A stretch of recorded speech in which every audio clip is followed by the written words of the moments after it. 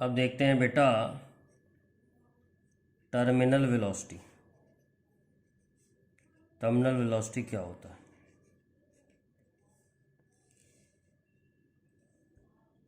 जैसे किसी बॉडी को लिक्विड में ड्रॉप करें, जैसे बॉल, स्फेरिकल बॉडी होनी चाहिए, तो 3 फोर्स लगेंगी उसके अंदर। एक वेट लगेगा, एक अपथ्रस्ट लगेगा, एक विस्कस फोर्स लगेगी। वेट जो है डाउनवर्ड होगा, अपथ्रस्ट ऊपर की तरफ होगा, और विस्कस फोर्स जो होती है वो मोशन के अपोजिट होती है। अगर वेट, विस्कस फोर्स और बोयंसी से ज़्यादा है तो बॉडी नीचे आएगी, एक्सेशन होगा उसके अंदर। ये एक्सेशन कितना होगा? M G minus B plus F is equal to M A. तो M G minus B, F को खोल लिया 6 pi eta R V is equal to M A. तो बॉडी जब लिक्विड में बॉडी को छोड़ेंगे तो एक तो वेट लगेगा, एक अपथ्रस्ट लगेगा, एक विस्कस फोर्स लगेगी। विस्कस फोर्स जो होती है वो वेलोसिटी डिपेंडेंट होती है। बॉडी एक्सलेट करेगी, उसकी वेलोसिटी बढ़ती जाएगी बढ़ती जाएगी बढ़ती जाएगी, और वेलोसिटी बढ़ती जाएगी तो ये टर्म बढ़ता जाएगा, ये टर्म बढ़ता जाएगा। जब ये टर्म इसके बराबर आ जाएगा तो वेलोसिटी, ये टर्म इसके बराबर आ जाएगा तो फोर्स कैंसिल हो जाएगी, एक्सेशन जीरो हो जाएगा और वेलोसिटी कांस्टेंट हो जाएगी। और जब वेलोसिटी कांस्टेंट हो जाती है, उस कांस्टेंट वेलोसिटी को हम क्या बोलते हैं? Terminal velocity. वी टी से लिख दिया है। When a body is dropped in a liquid,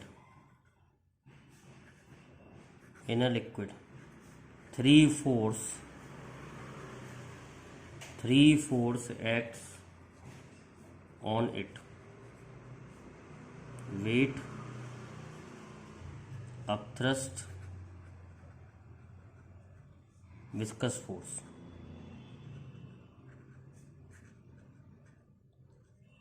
Initially body has accretion.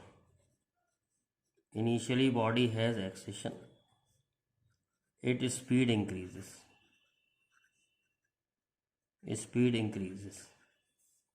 Hence viscous force increases. After some time net force becomes zero and body comes down with constant velocity, which is called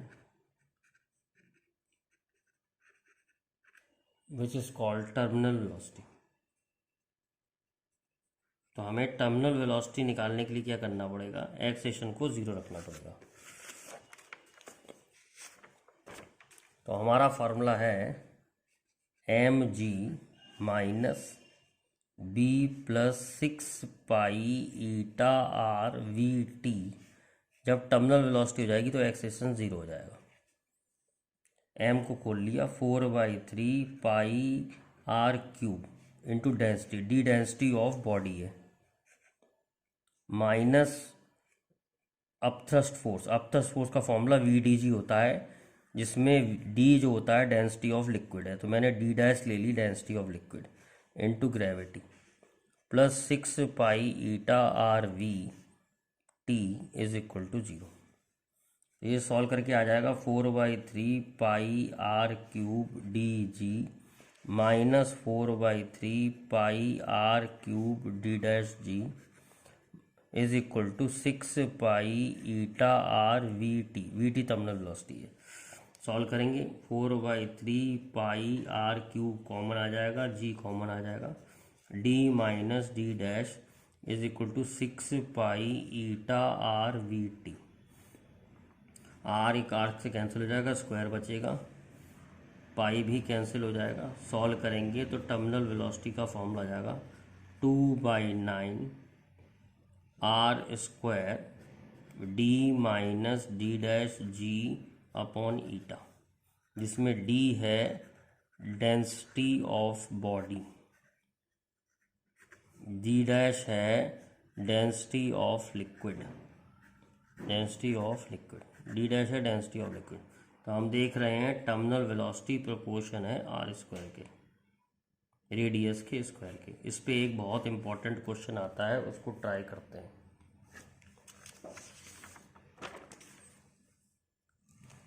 question देखिए, a rain drop is falling with terminal velocity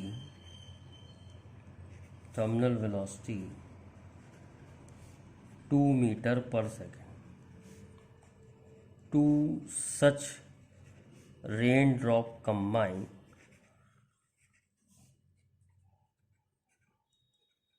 to form bigger drop. Find new terminal velocity.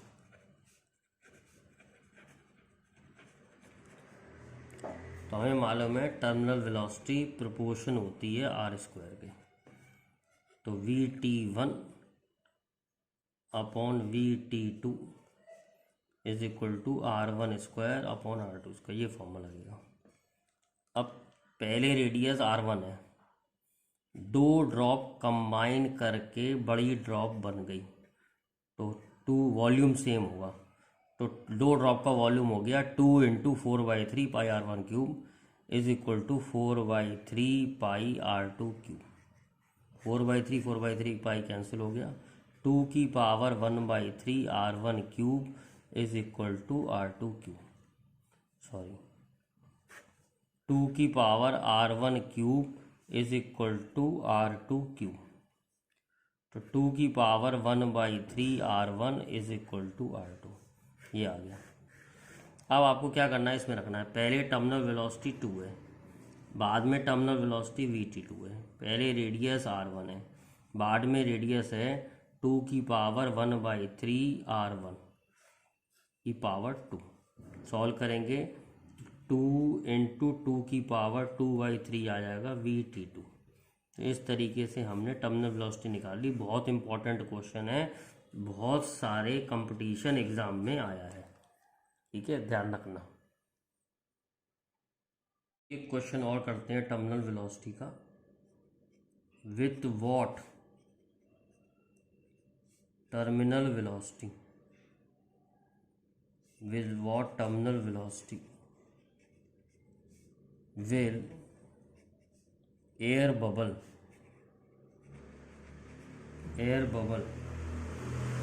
of diameter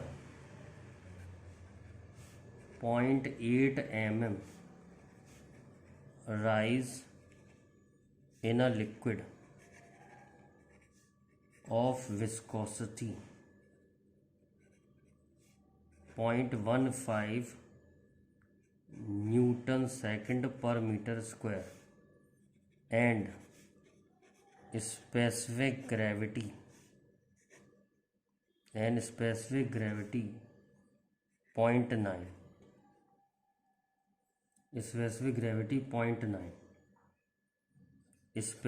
gravity of air, specific gravity of air is 0.001293।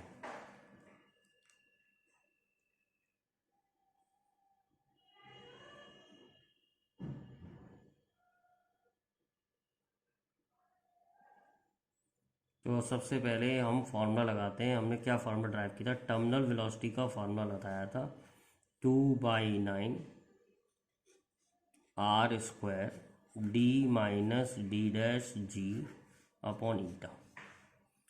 अब liquid है, liquid में air bubble ऊपर जा रहा है, तो इसकी डेंसिटी हो गई डी और लिक्विड की डेंसिटी हो गई डी डैश। पर हमें स्पेसिफिक ग्रेविटी दी होती है, ध्यान रखना है स्पेसिफिक ग्रेविटी आर डी होती है। आर डी होता है density of substance upon density of water.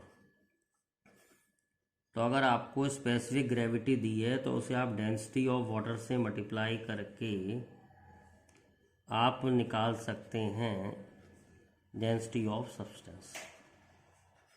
तो ये बात रही डेंसिटी ऑफ सब्सटेंस निकालने की। तो टर्मिनल वेलोसिटी कैसे निकालेंगे, 2/9 आर स्क्वायर, आर रेडियस कितना है 0.4 mm, तो 0.4 अपॉन 1000 का square.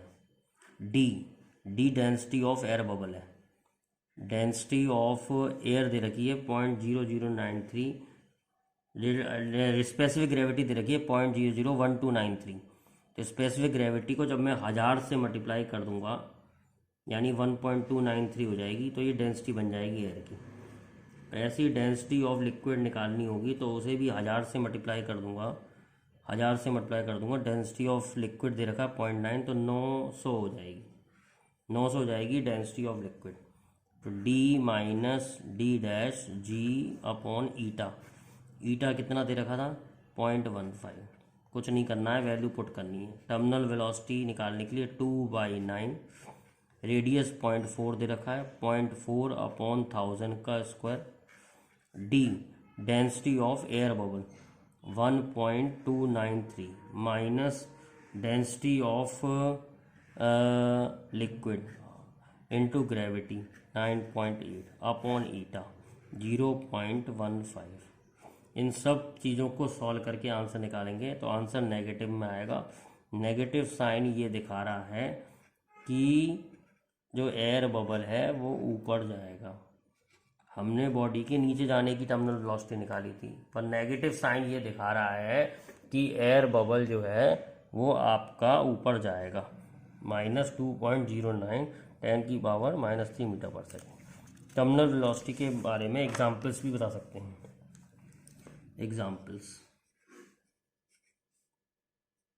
Examples of terminal velocity,